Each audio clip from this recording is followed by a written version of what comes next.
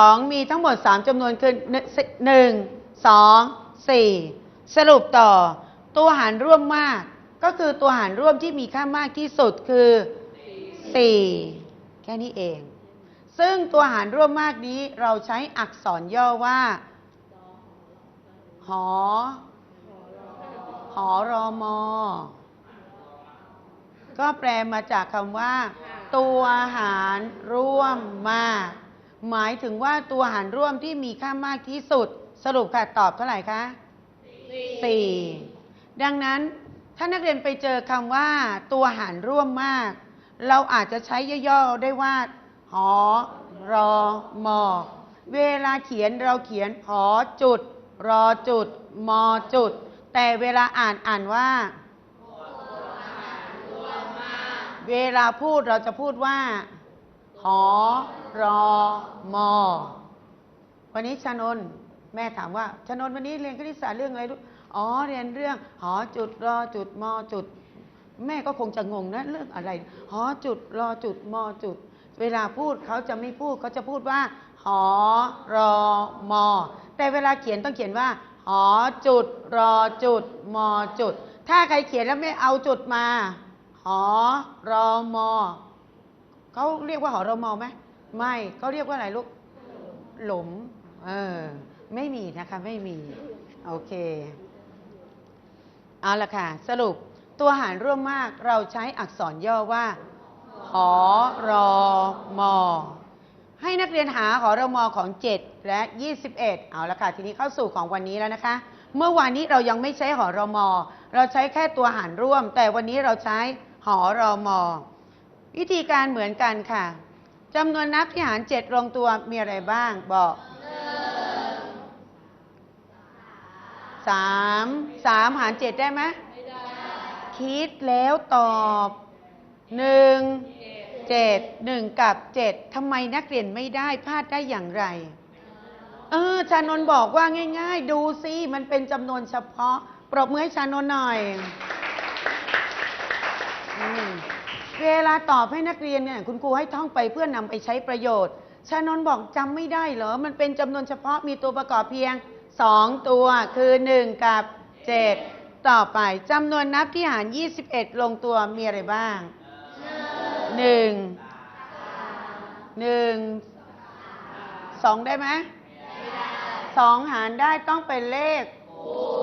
คู่นะคะ3ต่อไป7เจอคู่หรือยังบอกได้ไหมว่ายังเหลือจำนวนอีกกี่จำนวน1จำนวนคือดีมากเอาละค่ะพอนักเรียนหาตัวประกอบได้หมดแล้วทีนี้นักเรียนก็มาสรุปเป็นตัวหารร่วมมากตัวหารร่วมมากของโทษทีต้องใช้ว่าตัวหารร่วมนะคะตัวหารร่วม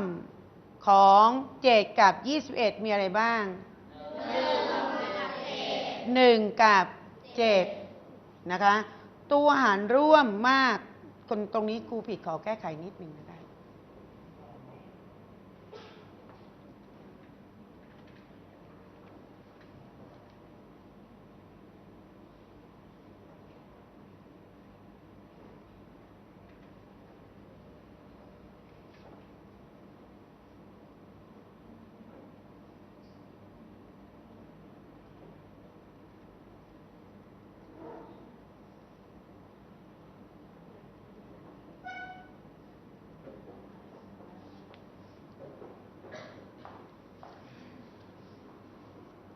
อันดับแรกให้นักเรียนสรุปเป็นตัวหารร่วมก่อนนะคะ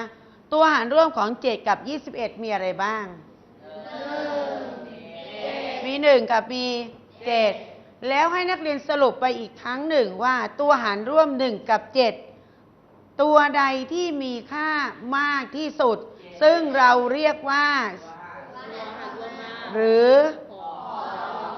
ดังนั้นสรุปเป็นหอรมอของ7กับ21คือตอบค่ะ7หอรมอคือตัวที่มากที่สุดคือ7แค่นี้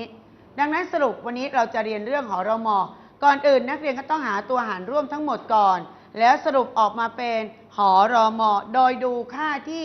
ตัวหารร่วมตัวใดที่มีค่ามากที่สุด เอาใหม่บางคนยังไม่เข้าใจตัวตรง ถ้านักเรียนหาตัวประกอบมาไม่หมดมันก็คือไม่ได้ เหมือนเดิมจำนวนนับที่หาร17ลงตัวมีอะไรบ้างบอก17ทำไมเป็น17เลยเป็นจำนวนเฉพาะจำนวนนับที่หาร41ลงตัวมี41เพราะ41เป็นเสร็จแล้วนักเรียนก็มาดูถ้า2จำนวน2บรรทัดจำนวนอะไรที่เหมือนกัน2บรรทัด1นักเรียนก็วง1มีอีกไหมคะไม่มีนะคะเมื่อไม่มีนักเรียนดูแสดงว่าตัวหารร่วมของ17กับ41คืออะไรคะ1แล้วตัวหารร่วมตัวใดมีค่ามากที่สุด1เพราะว่ามันมีเพียงตัวเดียวคุณครูจะตัดออกอีก1บรรทัดให้นักเรียนมองที่วงแล้วให้นักเรียนดูว่าวงไหนที่มีค่ามากที่สุดให้สรุปเป็นหรมแต่เผอิญที่วงไว้มีเพียงวงเดียวก็แสดงว่ามากที่สุดก็คือวงนั้นแหละนักเรียนก็ยกมาตอบคือ1นะคะจบแล้วก็ตอบ1อันนี้คือวันนี้ยากหรือเปล่าไม่ยากลองใหม่ไหนใครยังไม่ค่อยเข้าใจยกมือยอมรับความจริงอย่างดูมาอีกครั้งหนึ่งจงหาหรมของ14 28 25จำนวนนับที่หาร14ลงตัวบอกพร้อมกัน1 2 7 14ปรบมือให้ทักษณัยเก่งมากนักเรียนต้องคล่องก่อนถ้าใครคล่องสุขูณจะได้เปรียบต่อไปจำนวนนับที่หาร28ลงตัวบอก1 2หารได้เพราะเป็นเลขคู่3ได้เหรอ3เราได้28 4ดีมาก4 7เจอคู่หรือยังอะไรคู่กับอะไร4คู่กับ7ดังนั้นเหลืออีกกี่จำนวน2จำนวนคือ2คู่กับ14และ1คู่กับ28เสร็จแล้วนักเรียนมาดูเลยค่ะตัวร่วมยังดีมากเพื่อนรีบทวงเลยยังเพราะว่าอะไรคะเพราะว่ามี3จำนวนยังเหลืออีก1จำนวนคือ25จำนวนที่หาร25ลงตัวมีอะไรบ้าง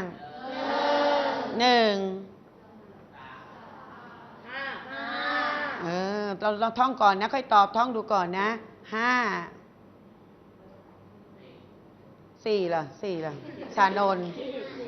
5แล้วกลับมา4เพื่อนบอกคิดได้ไงชานนท์นักเรียนมองดูซิมันเจอคู่หรือยังเจอแล้วอะไรคู่กับอะไร5คู่กับ5แสดงว่ายังเหลือกี่จำนวน1จำนวนก็แสดงว่ามันต้องคู่กับ25นะคะเพราะเหลือ1แล้ว1คู่กับ25ถ้า3จำนวนดูเลยค่ะจำนวนใดที่เหมือนกัน3บรรทัด1มีไหมคะบางคนบอกทำไมไม่มีดูสิเดี๋ยวจะดูนะมีจริงๆบางคนวงเลยนะ1 2 3ใช่มันนี่ใช่เลข2ไหมคะเนี่ย1 2 3ใช่เปล่าไม่ใช่2ตัวนี้มีค่าเท่าไหร่ลูกมีค่าเท่าไหร่25มันไม่ใช่เลข2ดังนั้นวงได้เพียงกี่วงเดียวสรุปค่ะหรมคือ1แล้วก็ตอบ1โอ้โหยากมากเลยวันนี้นะคะ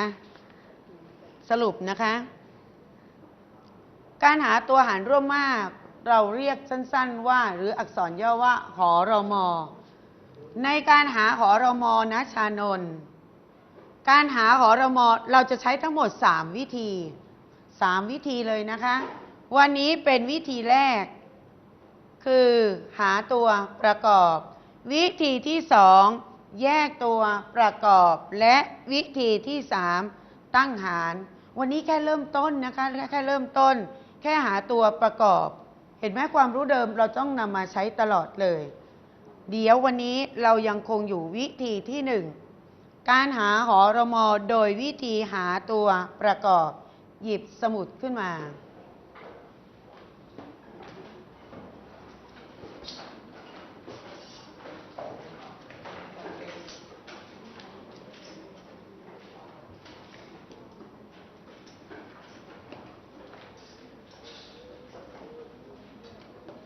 สำหรับนักเรียนที่ยังตีเส้นไม่ตรงคุณครูรู้แล้ว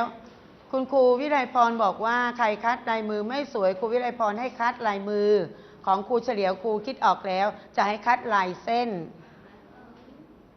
ฝึกตีเส้นไปเลยตีเส้นจนกระทั่งตรงตีเส้นอย่างเดียววันๆน่ะสิ่งที่เปลืองก็คือปากกากับสมุดนั่นเองตียังไงไม่ตรงสักทีนะคะโดยเฉพาะทักษะในนี่หมายเลขหนึ่งของป .6 เลยเรื่องของการตีเส้นแล้วไม่ตรงคนที่ตีเส้นตรงแสดงว่าเป็นคนจิตใจตรงทักษะในตีเส้นไม่ยอมตรงสักทีหนึ่งเอาละค่ะนักเรียนเขียนคำสั่งไม่ต้องเขียนขอวิชวลเลยค่ะ